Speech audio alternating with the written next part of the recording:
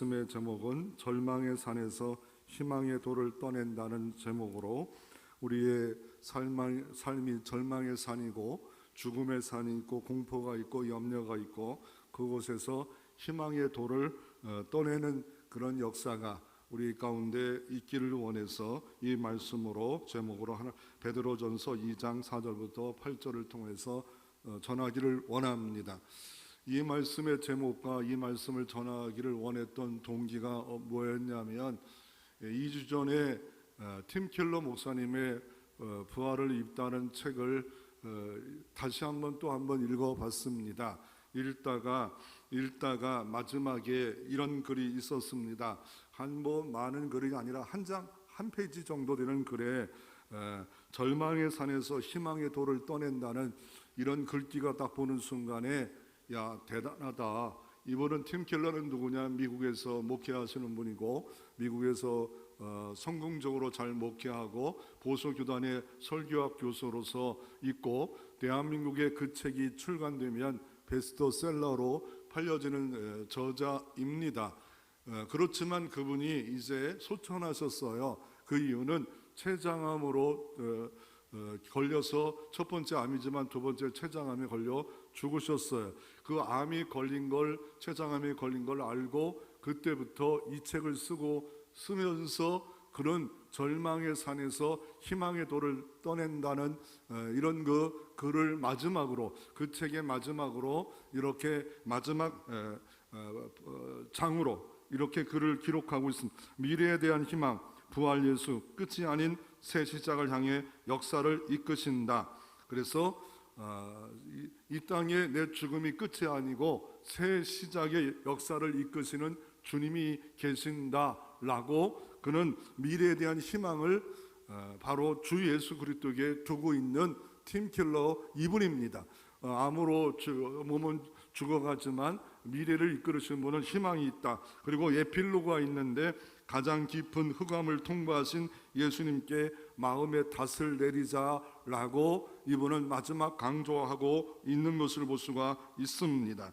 그래서 오늘도 우리의 삶이 어둡고 힘겨운 절망의 산을 우리가 가지고 있다면, 염려의 산을 가지고 있다면, 시험의 산을 갖고 있다면, 문제의 산을 갖고 있다면 희망의 돌을 어떻게 떠낼 수가 있을까? 예수가 정답이라고 팀 켈러 목사님이 말씀하는데 오늘 본문을 통해서 우리가 다시 한번 우리가 살펴보기를 원합니다.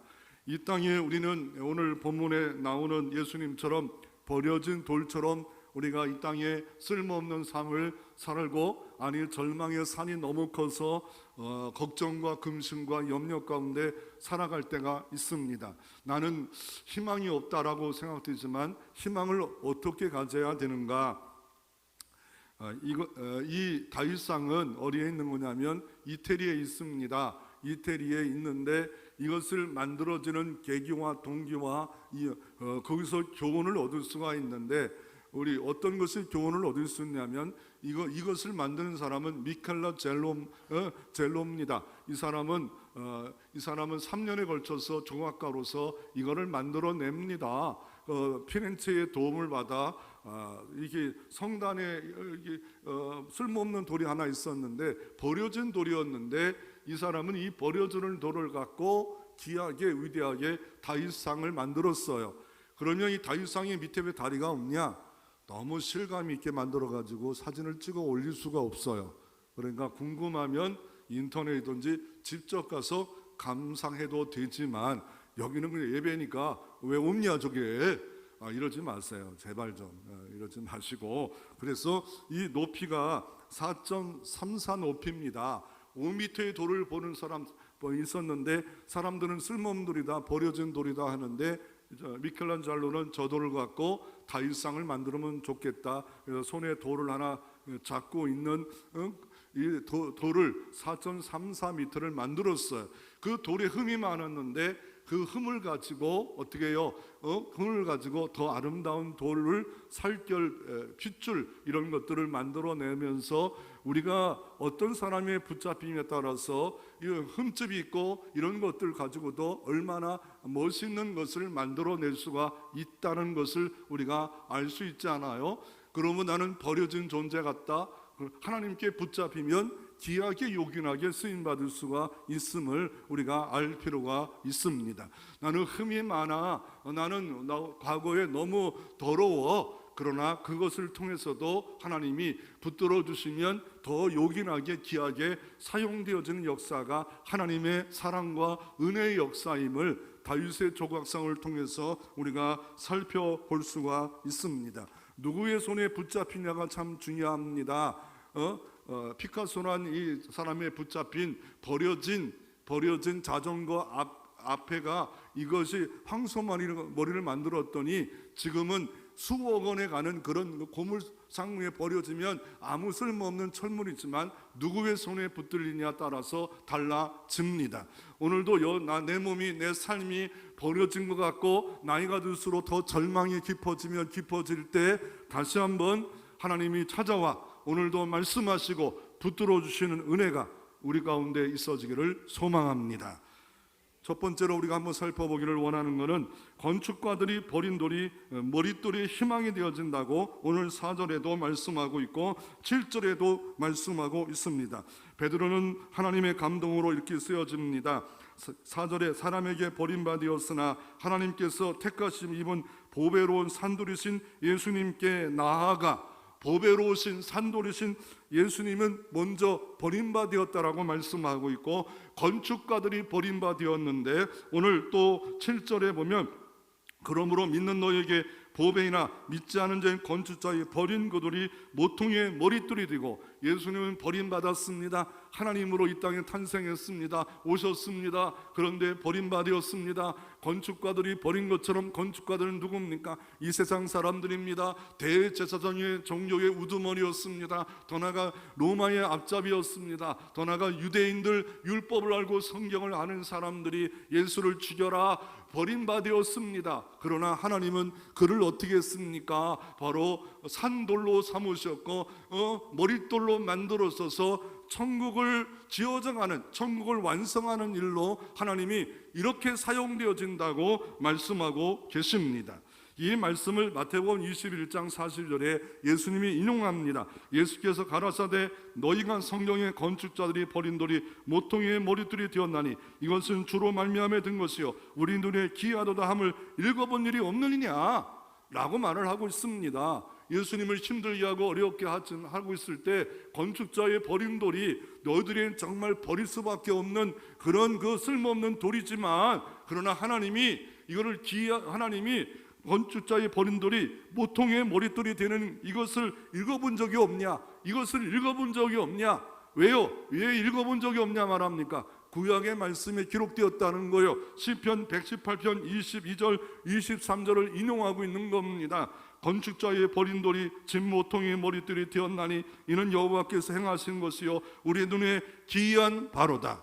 주님이 버림받는 거 여호와께서 행하신 겁니다. 주님이 십자가에 죽으신 거 여호와께서 행하신 겁니다. 우리 눈에는 기이한 일입니다. 이건 이상한 일입니다. 놀라운 일입니다. 왜 그랬을까? 하나님이 왜 독생자를, 당신의 아들을 왜 그렇게 버림받아서 처참하게 비참하게 그렇게 고난스럽게 죽게 하셨을까? 이것을 누가 먼저 봤냐면 예수님 당시에 1000년 전, 지금으로부터 3000년 전에 시편 118편을 기록한 사람은 다윗입니다. 다윗이 하나님의 영감을 받아 성령 영감을 기록했는데 내 후에 오실 예수 그리스도는 버림받을 것이다. 그런데 그 건축자의 버린 돌이 이 하나님 나라의 머릿돌이 될 것이다. 주춧돌이 될 것이다. 기돌이 될 것이다 라고 말씀하고 있고, 이 예언의 말씀을 주님이 이루셨고 이것이 우리의 희망이요 소망이라고 말씀하고 있습니다. 그러므로 여러분의 삶이 나는 버린 존재 같고 정말 나이가 들수록 외롭고 이것 또한 대책도 없고 이렇게 될 때가 있지 않아요? 저도 나이가 60대쯤 되니까 50대와 60대와 차이가 많이 있더라고요. 그럴 때마다 우리는 나 자신이 어떤 브랜드 가치가 있는가, 하나님의 브랜드 가치를 알 필요가 있습니다. 우리는 이 땅에 절망의 산 앞에 두렵고 정말 땅에 버려진 존재처럼 힘들고 어려울 때가 있지 않아요? 그럴 때마다 에베소서 2장 10절에 주님은 이렇게 바울을 통해서 이렇게 말합니다. 우리는 그의 만드신 바라라고 말씀하고 있습니다. 주님이 우리를 만드셨대요. 이거를 다른 말로 하면 걸작품이라 말하고 있고 우리를 시처럼 여겨진다라고 말씀하고 있습니다. 하나님의 작품이라는 거예요. 우리는 다 하나님의 작품이에요. 이 땅에 주 예수를 믿는 사람들은 다 하나님의 작품이에요. 내가 보기에는 버려짐 같은 그런 절망의 산 앞에 두렵고 떨고 있지만, 내 인생의 앞에 어떤 일이 벌어질지 몰라, 아니 현재가 두려워서 떨고 있지만, 그럼에도 불구하고 하나님 말합니다. 너는 나의 걸작품이야, 나의 작품이야. 내 핏값으로 너를 샀어. 너는 내 존재야, 내 것이야. 내가 너를 지명하여 불렀고 만세전에 너 어머니 뱃속 전에 너는 내 것이라고 만들어 놓으셨어 라고 우리를 가치를, 하나님의 핏값 가치, 하나님의 우리를 걸작품으로, 너는 자녀야, 너는 나의 양이야, 너는 나의 상속자야, 나는 나의 기업을 이을 자야 라고 수많은 사람 중에 75억 중에 빼어내서 교회 공동체를 만들어 놓으시고, 그리고 우리의 가치를 말하고 있습니다. 여러분, 삼성의 가치는 얼마나 될까요? 브랜드 가치가 저 애플의 가치는 얼마나 될까요? 여러분의 가치는 그 사랑하는 독생자 예수가 죽기까지, 여러분의 가치는 예수님의 피값 가치입니다. 그러므로 내가 어떤 존재인 것을 알고 있을 때 우리는 이 땅에서 담대해집니다. 주둔심을 갖고 살아갈 수 있는 겁니다.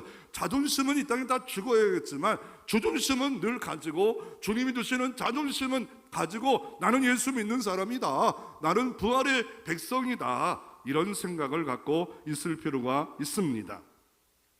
상상의 황금의 도시 엘라도나가 있습니다. 이 상상의 황금의 도시 엘도나도가 있는데, 여기가 영화를 만들었던 사람이 인디아나 존스의 영화를 만들었던 겁니다. 그 남미에 가니까 황금의 도시가 있었다는 겁니다. 그 어떤 황금의 도시가 있냐면, 애들이 홍기놀이를 황금으로 하고 있고, 할아버지 할머니들이 앉아 있는 것이 황금이고, 그런 도시를 상상해서 그래가지고 그런 테마로 만들어진 게 인디아나 존스의 황금을 찾는 이런 거지 않아요? 그런데 막상 갔는데, 탐험가 가봤는데 아이들이 공기놀이를 하고 있고 할아버지 할머니가 의자를 갖고 있는데 그 가치를 몰라요.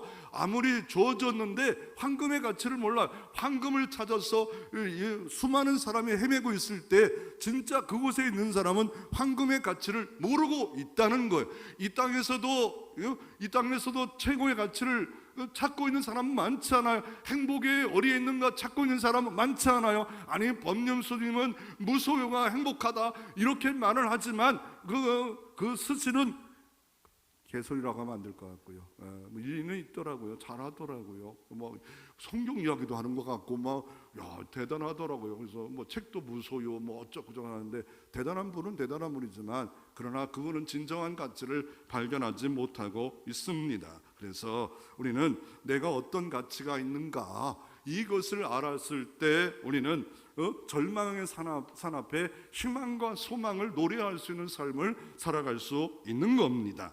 이 건축가의 버린 돌이 머릿돌이를 아는 사람은 대반전의 역사가 이루어질 수 있는 겁니다. 건축가의 버린 돌이 성전의 모퉁이 돌이 됐대요. 건축가의 버린 돌이 구원의 돌이 됐대요. 건축가의 버린 돌이 천국의 돌이 됐대요. 건축가의 버린 돌이 십자가에 죽어서 버려졌고, 버려진 존재들이 사흘 만에 사망 권세 이기시고 부활의 첫 돌이 되셔서 여기에 부활의 공동체가 교회 공동체가 된 겁니다. 주님 부활, 내 부활, 영원한 부활, 내 부활로 믿고 있는 공동체, 이 공동체, 이게 귀한 일이에요. 하나님이 행하신 일이에요. 버려진 돌이, 구원의 돌이 예수 그리스도가 되셨습니다. 그리고 그분은 흑암과 저주를 빛과 복으로 바꿔놓은 것이 머릿돌 되신 예수 그리스도 있습니다. 더 나아가 버림받은 죽은 자 같은 이 땅에 있는 존재지만, 들풀 같은 존재지만, 우리에게 예수 그리스도가 부활의 첫 열매가 되므로 믿는 자가 부활에 참여할 수 있는 그런 귀한 존재가 이 교회 공동체 안에 있는 사람들입니다. 우리가 주님이 변한 거는요, 확 변했어요. 완전히 변했어요. 왜요? 그래서 고린도후서 5장 17절에 이렇게 말합니다. 그런즉 누구든지 그리스도 안에 있으면 새로운 피조물이라 이전 것은 지나갔을 때 보라 새 것이 되었도다. 주님은 우리를 새 것으로 만들어 주셨습니다.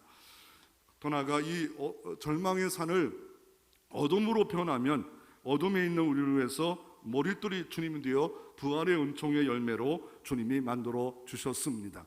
주님은 버림받아서 어둠 가운데 있었습니다. 언제부터 어둠 가운데 있었습니까? 이 땅에 태어날 때부터. 떠나가 겟세마네 동산의 깜깜한 어두운 밤에 주님이 그 밤에 혼자 기도합니다. 주님, 어찌하여 나를 버리시나이까? 어찌하여 나를 버리시나이까? 나를 십자가의 고난을 지지 말게 해 주시옵소서. 그럴 때 제자들은 잠을 잡니다. 그래서 한 시간도 깨어 있을 수 없었더냐, 그 어두운 밤에 주님 홀로 기도하셨습니다.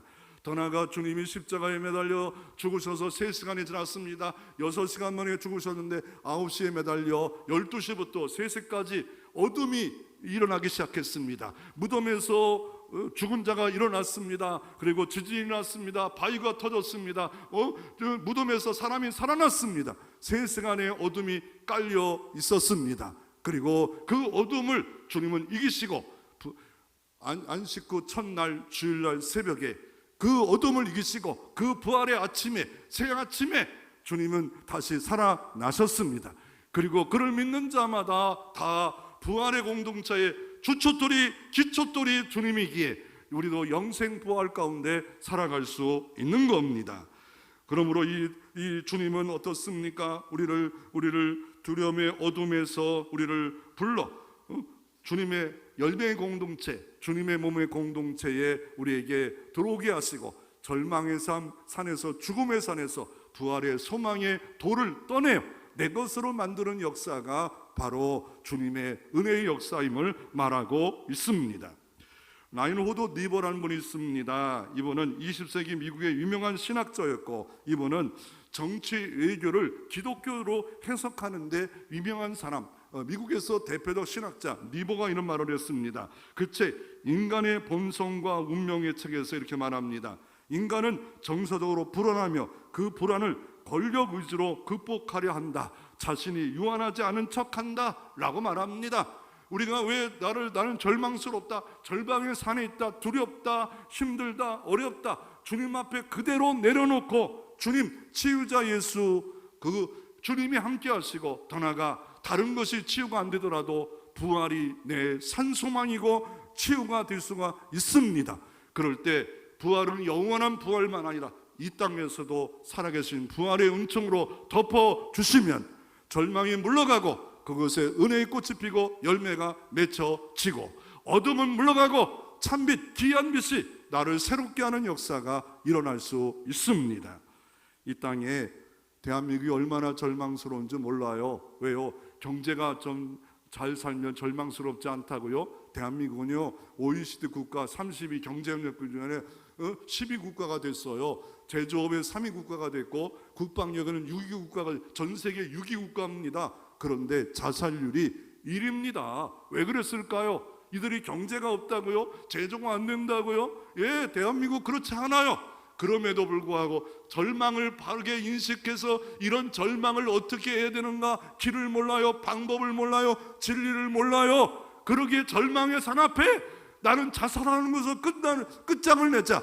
그 결과는 지옥입니다. 그러므로 우리는 다시 한번 이런 절망 속의 희망을 뭡니까? 내가 바로 산돌이시고 머리떠신 주님을 만나 내 자녀에게 절망 가운데 있는, 절망이 없는 것처럼, 인간이 연약하지 않은 것처럼, 하지만 다 까놓고 다 얘기해 보세요. 절망 없는 사람이 어디 있습니까? 염려 없는 사람이 어디 있습니까? 두려움이 없는 삶이 어디 있겠습니까? 그 삶, 그런 분들에게 우리에게 다시 한번 부활의 은총이 임하기를, 여러분의 전달자가 되어지기를 주의 이름으로 축원합니다.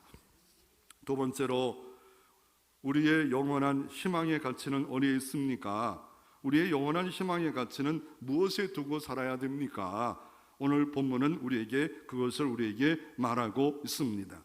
우리 이 땅에 살아가는 동안에 우리는 제게 소망이 하나 있더라고요. 그 중에 한 가지가 스마트폰이 소망을 많이 갖고 있더라고요. 스마트폰. 그러니까 아무것도 옛날에는 전화하고 문자 보내고 이런 거 했는데 세월이 흘러서 이 스마트폰만 놓고 오면 당황해요. 막 어느 때는 뭐 너무 당황하지 않아요? 이거 뭐 놓고 오면 다시 집에 갈 수밖에 없어요. 왜요? 왜냐하면 그 중 하나가 내가 전화번호를 딱 아는 사람 딱 한 명밖에 없더라고요. 누굴 것 같아요? 아유, 알기는 잘하시네. 우리 애들도 몰라요. 그냥 왜요?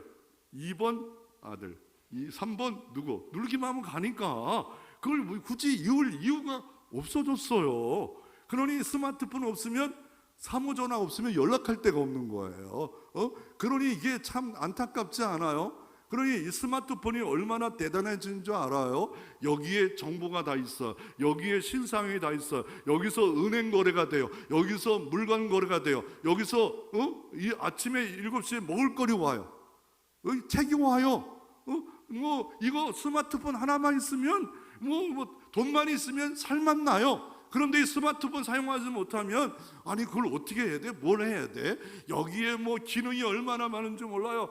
옛날에는 어떤 생각을 했잖아요. 처음에 스마트폰 있을 때 그거 안 팔린다. 이만한 컴퓨터 하나만 있으면 되지. 그거 누가 가지고 있을 것 같아? 그런데 대한민국 스마트폰율이요, IT 공화국답게 10명 중에 9명 내지 9.5명이 스마트폰 다 갖고 있습니다.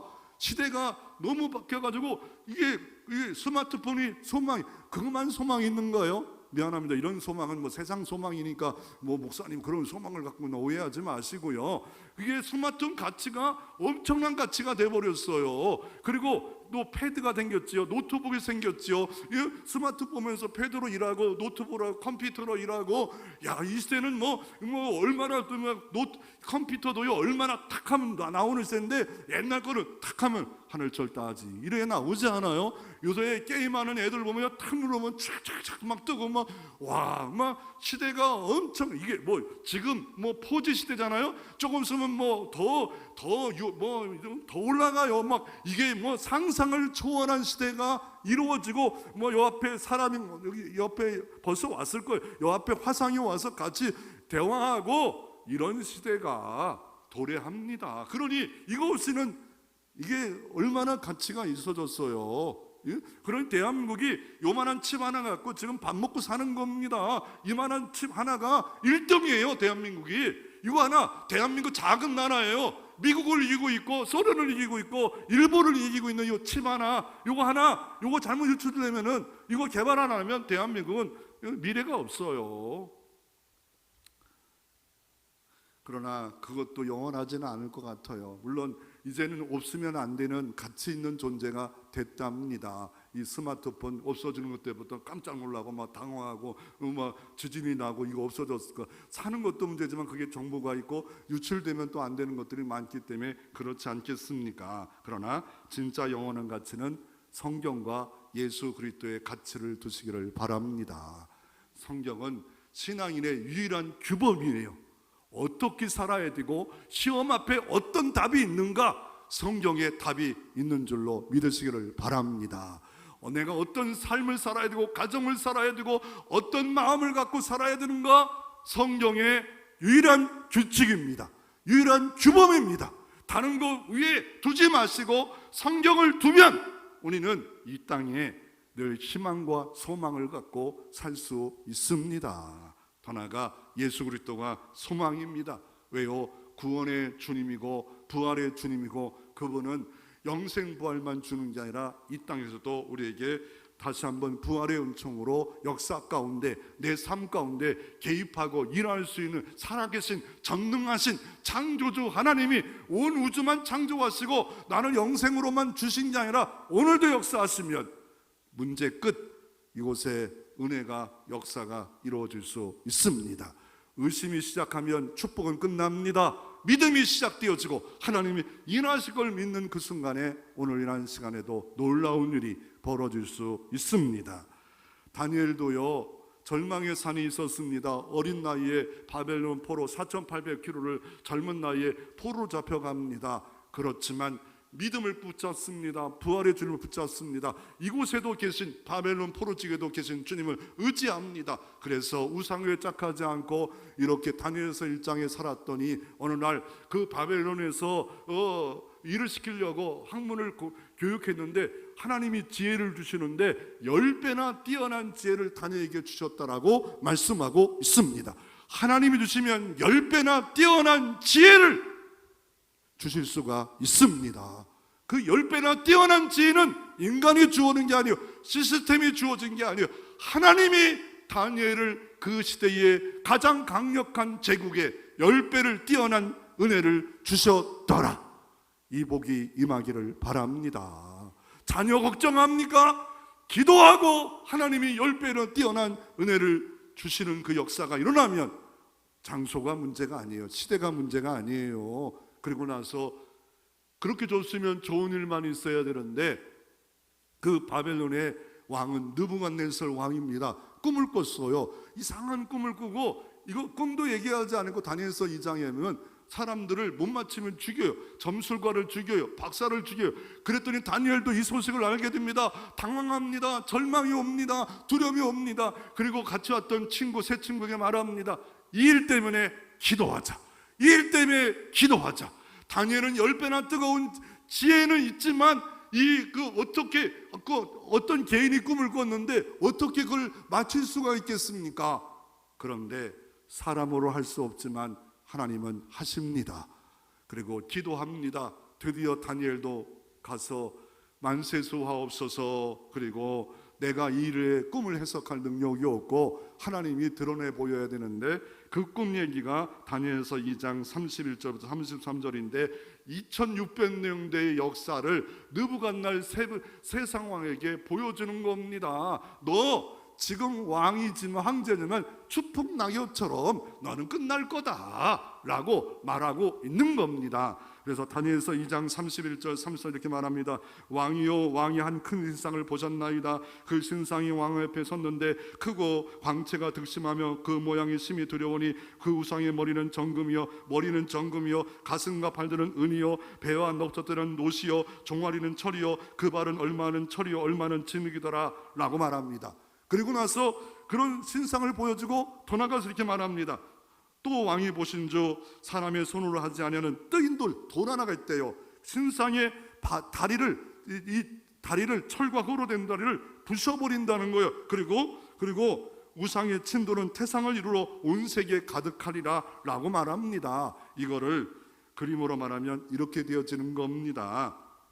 다니엘서 2장 3절 금은 당신의 머리 금 같은 나라입니다. 그리고 나중에 메데바사 이 둘로 나눠서 은 같은 나라가 이루어질 것이고 노은 헬라의 녹 같은 나라가 있고 철은 또 로마의 철 같은 나라가 예수님 당시에 이루어졌고 진흙 지금은 철과 진흙인 발인데 어떤 분은 소련이다 공산주의 상징인 그리고 철은 미국이다 그건 몰라요. 그러나 언젠가 재림 예서가 뜨인 돌이 돼서 내려치면 세상은 심판할 것이고 불심판을 받을 것이고 믿는 자는 새하늘과 새 땅을 들어갈 수 있는 은혜를 주님이 허락해 주신다라고 말씀하고 있는 겁니다. 느부갓네살이 본 그 세계 역사는 뭡니까? 하나님이 모든 세계 역사를 지배한다. 잠깐 로마가 지배하고 잠깐 헬라가 지배하고 세상 제국이 지배하는 것 같지만 온 우주를 창조하시고 운행하신 하나님이 주관하신다. 우리에게 개인으로 바꾸면 생사화복이 하나님께 달려 있습니다. 자녀의 미래도 하나님께 달려 있습니다. 그 하나님은 창조주요 그 하나님은 알파요 모든 역사를 시작하고 내 자녀의 역사를 시작하고 오메가요 끝맺게 하는 분도 하나님이십니다. 그러므로 절망의 산 앞에 우리는 희망을 노래할 수 있는 것은 살아계신 하나님이 계시기 때문에 희망을 늘 노래하는 믿음의 사람 되어지기를 바랍니다. 스가랴 4장 7절에 이렇게 말합니다. 큰 산아 내가 무엇이냐 내가 스룹밥의 평지가 되릴지라 그가 머릿돌을 내어 놓을 때 무리가 움치기를 은총 그에게 있을지어다 하리라. 큰 산 염려 걱정 바로 뭡니까? 머릿돌을 내어 놓을 때 평지가 되리라. 여러분 앞에 있는 절망의 큰 산들 죽음의 큰 산들, 지옥의 절망의 두 어둠의 큰 산들이 바로 머릿돌이신 주님이 여러분에게 나타날 때 평지가 되어지기를 주의 이름으로 축원합니다. 주님 이렇게 말합니다. 하나님을 믿고 말하라. 그러면 이 산더러 저 산으로 옮겨지라 말하라. 그대로 내가 하리라. 주님은 말씀하고 계십니다. 이 뜨인돌, 머릿돌 예수님은 7번이나 이렇게 성경에 인용되고 있습니다. 머릿돌, 뜨인돌, 주님은 이런 분이라고 말씀하고 계시고, 이거를 그림으로 더하면 다니엘서 2장과 7장에는 또 한 번 말하는데, 여기는 뭐 동물로 얘기합니다. 뭐 사자 같고 곰 같고, 이게 요한계시록과 연결되는 겁니다. 예언서가 있는데 구약은 뭡니까? 구약은 뭐로 되냐면 율법서, 바로 토라, 모세오경, 그걸 말하고 있고, 역사서, 또 우리가 역대하, 사무엘서 그게 있고, 예언서 바로 선지서, 소선서, 또 하나가 대선지서의 중에 다니엘서는 예언서라. 이 예언의 그대로 요한계시록의 이 다니엘을 모르면 역사를 모르고, 세계 역사를 모르고, 다니엘은 봤습니다. 하나님의 역사다. 세계 역사는 하나님이 운행하고 계신다. 바벨론 왕이 운행하는 게 아니다. 물질이 운행하는 게 아니다. 환경이 운행하는 게 아니다. 상황이 운행하는 게 아니라 하나님이 나와 내 자녀가 운행되고 있음을 믿으시기를 바랍니다. 그 믿음이 있으면 의심은 사라질 줄로 믿습니다.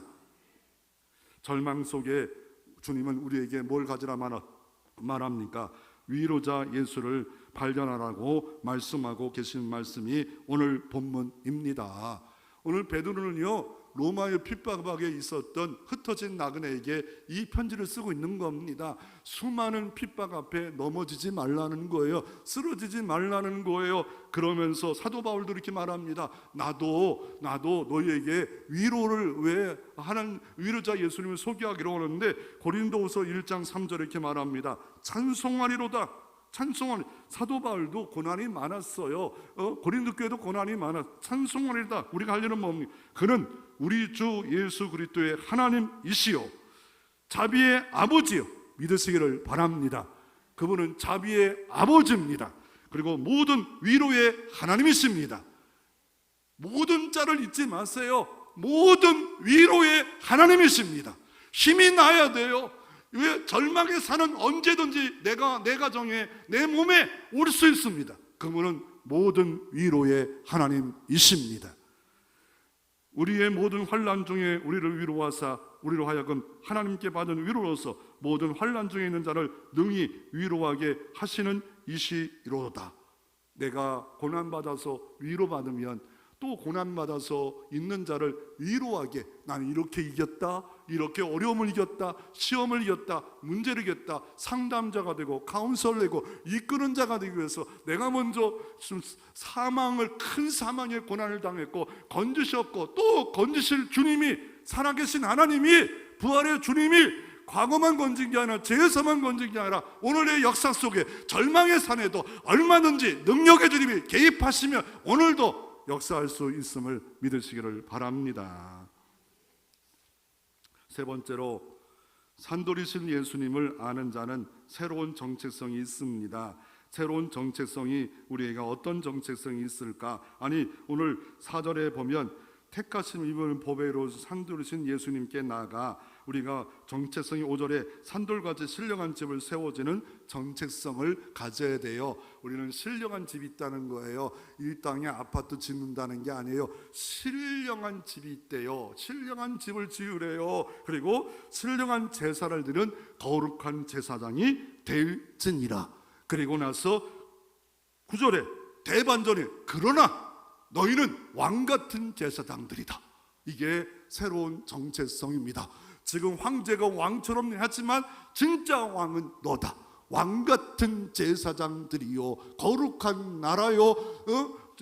저기 출애굽기 19장에 거룩한 제사장의 나라 될 것을 다시 이용하면서 너희의 정체성이, 너희의 존재가 이런 존재임을 말하고 있습니다.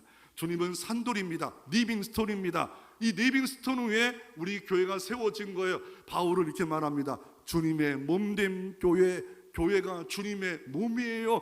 이 땅에 남겨놓은 하나님의 주님의 몸, 주님의 몸인 공동체, 교회 공동체, 리빙스톤, 그 머릿돌 되고 주철돌 되고 기돌 되고 산돌 되는 이 모든 하나님 나라의 기초돌이 되어서 세워진 교회는 감리교건 장로교건 어느 교회건 신앙 고백이 있고 예수가 주로 고백되는 곳에는 이게 하나님 나라가 세워진 겁니다. 주님은 구원의 기초돌을 삼은 곳에는 다 하나님의 신령한 집들이 세워지고 있는 겁니다. 그곳에 있는 사람들은 누굽니까? 거룩한 제사장이 될지니라. 여러분이 다 제사장이에요. 복음의 제사장, 거룩한 제사장, 왕같은 제사장이 여러분이 앉아있는 자리가 예배를 드리는 제사장으로 드려지고 있는 겁니다. 제사장이 한눈 팔 수 있습니까? 제사장이 주일날 딴 데 갈 수 있겠습니까? 목사만 제사장이라고요? 아닙니다. 다 왕같은 제사장을 여러분의 평신도 가치를 높여놨어요. 신부만 제사장이 아니에요. 신령한 집을 지는 거룩한 제사장이 될지니라 라고 말씀하고 계십니다. 어리외 산돌 리빙스톤 위에 집을, 왜요?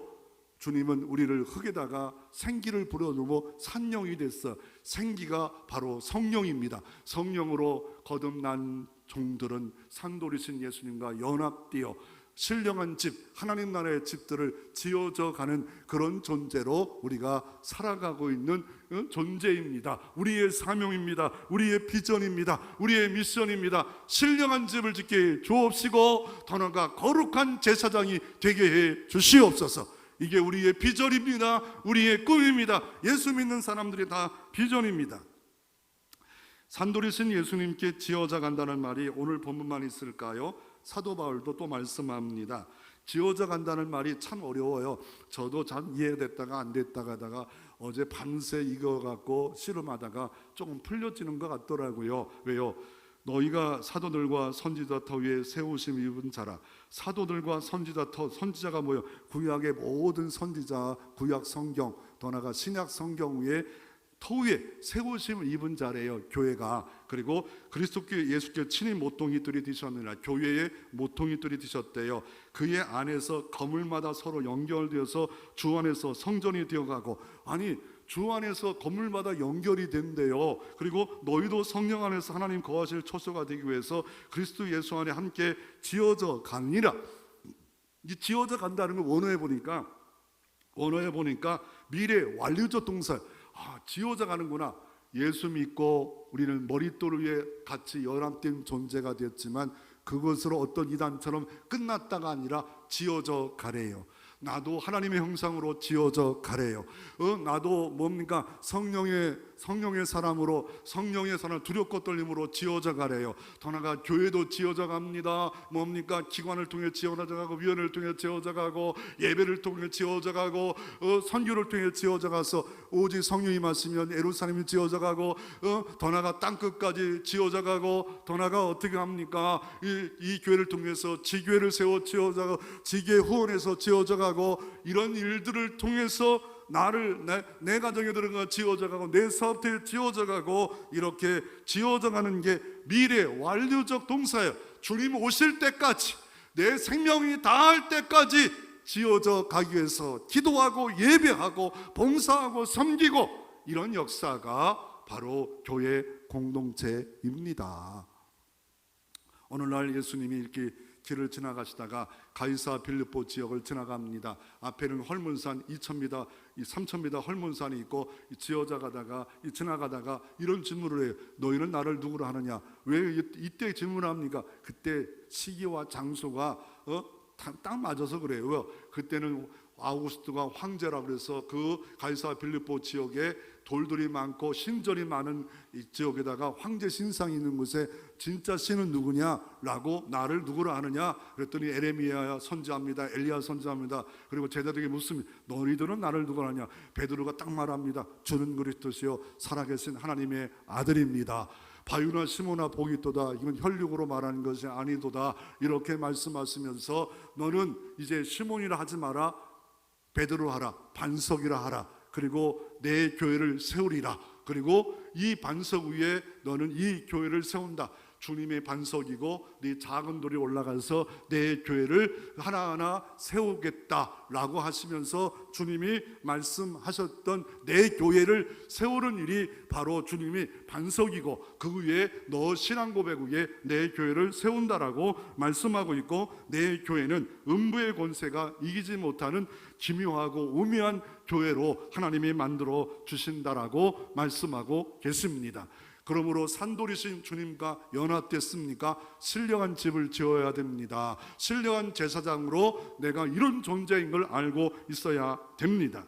미국에 가면 샌프란시스코에 금문교가 있습니다. 왜 금자가 들어갔는가 이렇게 보니까 그런 거더라고요. 이 샌프란시스코에서 이 캘리포니아를 연결된 2789m의 이런 물결이 있는 이 강을 이렇게 가로지나서 높이가 70m예요. 엄청난 높이에요. 70m 다리를 놓은 거예요. 현수교로 나눴는데 이 다리로, 이게 다리에다가 와이어줄로 한 거예요. 이게 어딨냐면 부산 광안대교가 그런 거예요. 와이어줄로, 이거는 도대체 놓을 수 없는 난공불락의 그런 다리였습니다. 2789m를 이거를 어떻게 다리를 놓을 수가 있어요? 물결도 쓰고 높고 이런 건 놓을 수가 없는데 3년에 걸쳐서 이것을 놓았고, 그리고 그때 철사줄이 2757개가 들어갔고, 그 철사줄이 손가락만 하는 것이 지구 한 바퀴 반이 들어갔어요. 그 하나의 그 철사 하나로 묶으면 이 정도 90cm가